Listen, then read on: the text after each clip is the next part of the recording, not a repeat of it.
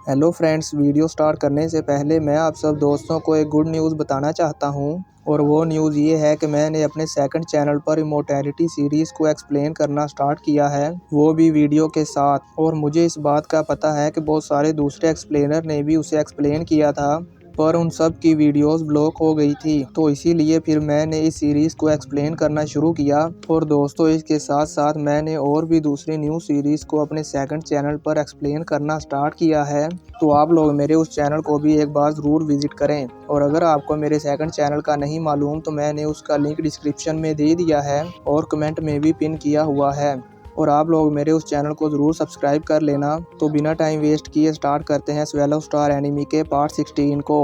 Video start होती है और हम देखते हैं कि फैंग वहां उस आइलैंड के नीचे वाले खंडर में रेस्ट कर रहा होता है। और अब रेस्ट करने के बाद फैंग खड़ा होता है और सोचता है कि मुझे अब वापस चलकर देखना चाहिए कि वहां ऊपर क्या हो रहा है। तो अब फैंग उसी रास्ते से वापस जाने लगता है जिस रास्ते से वो आया था। तो जाते जाते वो अचानक से रुक जाता है और सोचता है कि मैं इसी रास्ते से वापस नहीं जा सकता, मुझे विलो ट्रीज के अटैक रेंज से बाहर जाना चाहिए। तो फैंग दोबारा से दूसरी तरफ टनल बनाकर वहां ऊपर जाने लगता है। तो उसे ऊपर हलचल फील होती है और वो रुक जाता है और कहता है ये तो ह्यूमन वॉइस है, ये ज़रूर लिया होगा। तो फिर फैंग अपनी माइंड पावर से स्कैन करके देखता है कि वो विलो ट्रीज ली याओ को पकड़ने की कोशिश कर रहे हैं। तो फैंग वहां से दूसरी साइड पर टनल बनाकर बाहर आ जाता है। अब व्यू चेंज होता है और हम ली याओ को देखते हैं। तो वो वैनिना को कॉल करता है। तो वैनिना परेशान होते हुए पूछती है, तुमने अभी मुझे कॉल क्यों की? क्या उस फैंग ने तुमको हर्ट किया है? तो ली याओ उसे कहता है, तुम फिक्र मत करो, उससे निपटने के लिए मैंने एक तरीका सोचा है और वो फैंग मुझे अभी तक नहीं मिला है, पर मुझे यहाँ पर बहुत कीमती सामान मिला है। तो वैनिना कहती है, वाह क्या लक है। तो ली याओ उसे बताता है कि मैं अभी फोग आइलैंड पर हूँ और मैं यहाँ पर अकेला ही हूँ और मुझे अभी अभी कुछ देर पहले 12 स्पिरिट प्लांट्स मिले हैं। तो वैनिना शौक होते हुए कहती है, क्या 12 प्लांट्स? तो ली याओ उसे कहता है, हाँ, और ये मिस्ट आइलैंड बहुत अजीब है, यहाँ पर कोई भी मॉन्स्टर नहीं है लेकिन स्पिरिट प्लांट बहुत सारे हैं। और बताता है, इस 1000 ईयर ओल्ड स्वेलो ट्री का दिल गॉड ऑफ वार पैलेस में बहुत ज़्यादा कीमती है। वहीं फैंग भी छुप छुप कर ली याओ की सारी बातें सुन रहा था और सोचता है स्पिरिट प्लांट। तो फिर फैंग अपनी कम्युनिकेशन वॉइस से उस विलो ट्री की इन्फॉर्मेशन चेक करता है और ये देखकर हैरान हो जाता है कि 1000 ईयर ओल्ड विलो ट्री के दिल को यूज़ करने से हमारी फिजिकल स्ट्रेंथ ड्रैगन ब्लड से भी ज़्यादा इंक्रीज होती है। तो अब ली याओ वैनिना को बताता है कि मेरे सामने ये जो 3 ट्रीज हैं ये 3 मीटर डायमीटर से भी ज़्यादा फैले हुए हैं। मुझे लगता है कि ये ज़रूर 10,000 ईयर से भी ज़्यादा ओल्ड विलो ट्रीज होंगे। और कहता है, अगर मैं इसके दिल को ले लेता हूँ तो फिर इसके इफ़ेक्ट से मैं ज़रूर ब्रेक थ्रू करूँगा और बियॉन्ड गॉड ऑफ वार बन जाऊँगा।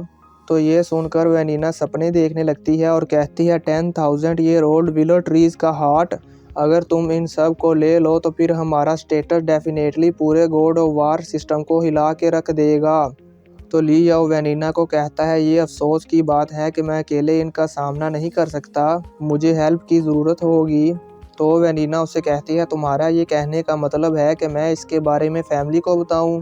तो ली याओ कहता है, मुझे लगता है कि इस फोग आइलैंड पर और भी स्पिरिट प्लांट होंगे और यहाँ पर एक 10,000 ईयर से भी ज़्यादा ओल्ड विलो ट्री है और ये स्पिरिट प्लांट सबसे स्ट्रॉन्गेस्ट है। मैं इसे अकेले हैंडल नहीं कर सकता, इसलिए बेटर यही है कि हम फैमिली की पावर को यूज़ करें। तो वैनिना कहती है, हाँ ठीक है, मैं समझ गई। तो ली याओ कहता है, उनको बताना ही अच्छा रहेगा और उनमें जो वॉरियर्स हैं वो पावरफुल स्पिरिट मास्टर हैं और उनके पास ब्लैक गॉड आर्मर भी है। और जब वो यहाँ पर आ जाएंगे तो फिर मैं देखूंगा कि वो फैंग कैसे हमसे बचकर भागेगा। तो अब ली याओ की बातें सुनने के बाद फैंग भी वहां से वापस नीचे चला जाता है और ली याओ को इस बारे में मालूम भी नहीं होता कि फैंग उसकी बातें सुन रहा था। अब व्यू चेंज होता है और हम फैंग को उसी खंडर में देखते हैं। तो अब फैंग सोचता है, मुझे जल्दी से इस बारे में जिगजियान मार्शल हॉल को नोटिफाई कर देना चाहिए। तो फैंग कॉल करने लगता है पर रुक जाता है और सोचता है जिगजियान मार्शल हॉल का हेडक्वार्टर बेस सिटी में है और ये बोलिनास फैमिली की बेस से ज़्यादा साउथ कॉन्टिनेंट के करीब है। अगर मैं अभी उनको बता देता हूँ तो जिगजियान मार्शल हॉल के लोग डेफिनेटली पहले यहाँ पर आ जाएंगे और अगर जिगजियान मार्शल हॉल वाले पहले आ गए तो ली याओ यहाँ से चला जाएगा। और फिर मुझे चांस नहीं मिलेगा उस क्रूर ली याओ को किल कर पाने का, और फ्यूचर में उसका सामना करने की अपॉर्चुनिटी को ढूंढ पाना बहुत मुश्किल होगा। और अगर मैं इसे अभी छोड़ देता हूँ तो हो सकता है कि वो मेरे फादर मदर हुआ और दूसरे दोस्तों के साथ कुछ गलत करे। इसलिए अभी मुझे 2 घंटों के लिए वेट करना चाहिए, और फिर 2 घंटों के बाद मैं जिगजियान मार्शल हॉल को बता दूंगा। और फिर जब जिगजियान मार्शल हॉल और बोलिनास फैमिली वाले दोनों एक दूसरे से फाइटिंग कर रहे होंगे, तो फिर मुझे एक चांस मिल जाएगा उस ली याओ की प्रॉब्लम को कम्प्लीटली ख़त्म करने के लिए। अब व्यू चेंज होता है और हम बोलिनास फैमिली के हेड ऑफिस को देखते हैं, जहां पर वो एल्डर्स किसी के आने का वेट कर रहे होते हैं। तो अब थोड़ी देर बाद वहां पर 3 वॉरियर्स आ जाते हैं। तो वो वॉरियर कहता है, अंकल आपने मुझे मैसेज किया था और ये पहली बार है कि मैं अपने 2 बेस्ट फ्रेंड्स को अपने साथ लेकर आया हूँ। तो वो वॉरियर अपने दोनों फ्रेंड्स को उन एल्डर से इंट्रोड्यूस करवाता है और कहता है इसका नाम इवान है और इसे ब्लड शैडो के नाम से जाना जाता है, और ये इस पूरे वर्ल्ड में बहुत ज़्यादा फेमस है।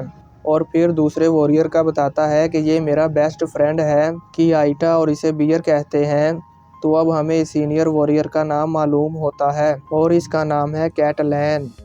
तो अब सीनियर एल्डर उन दोनों न्यू वॉरियर से कहता है, आप दोनों को परेशान करने के लिए सॉरी। और फिर कैटलैन से कहते हैं, क्या तुमको और लोगों की ज़रूरत है?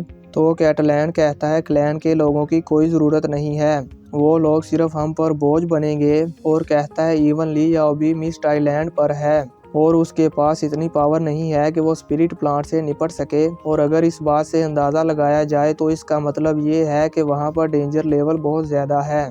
और जो गॉड ऑफ वार हमारी फैमिली को सपोर्ट करते हैं और हमारे अपने क्लैन में जो गॉड ऑफ वार हैं, उनमें से कोई भी वहां जाने के लिए एलिजिबल नहीं है। और फिर वो कहता है, अंकल 12 मिनट पहले मुझे आपका मैसेज मिला था कि मैं अपने साथ किसी को लेकर आऊं, और मैं लेकर आ गया हूं, इसलिए अब मैं साउथ कॉन्टिनेंट में जा रहा हूं। तो उसका अंकल कहता है, ठीक है मैं यहीं हूं और तुम्हारी तरफ से गुड न्यूज़ का वेट कर रहा हूं।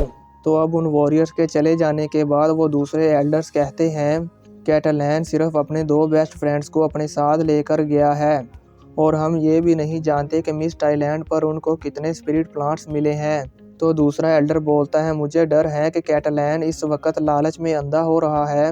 तो उन एल्डर में से उनका सीनियर एल्डर बोलता है, कैटलैन हमारी बोलिनास फैमिली का बेस्ट किड है और वो जितना ज़्यादा स्ट्रॉन्ग होगा हमारी बोलिनास फैमिली भी उतनी ही ज़्यादा स्ट्रॉन्ग होगी।